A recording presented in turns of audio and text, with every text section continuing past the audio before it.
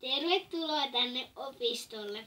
Täällä kuulemme semmoisesta ohjelmaa kuin Taas rakkautta ilmassa.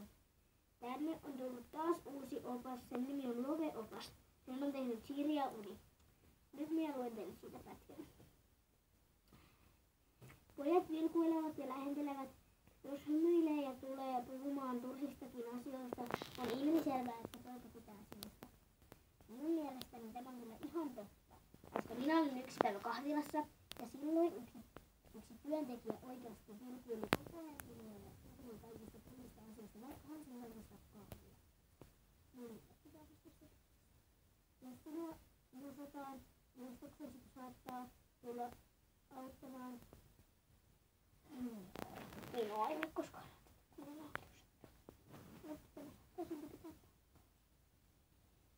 kaverit saattaa tulla sanomaan, että se tykkää susta, tykkää punastuu siitä, että tykkää jostain pojista. Jos menet puhumaan ihastuksellesi, niin lauseet saattavat katkeilla ja sä punastut.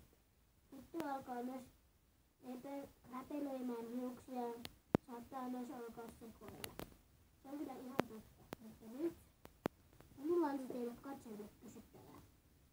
Istukaa siis katsojille. Mutta nyt katsojat, oletko sinä rakastunut? Koska nimittäin minä olen. Ja voin nimittäin vannoa sen, että rakkaus on todella myös ihanaa. Eli jos tykkäät jostain pojasta,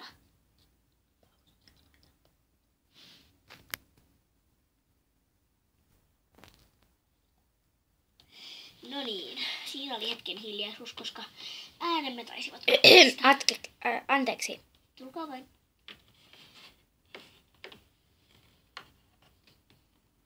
Niin minä olen tämä kameratyyppi tässä. Ja minä olen myös ihastunut saman henkilön kuin tuo. Mutta hän on ihastunut myös toiseen. Eikö niin? En. Aivan. Ennen olin, mutta en enää.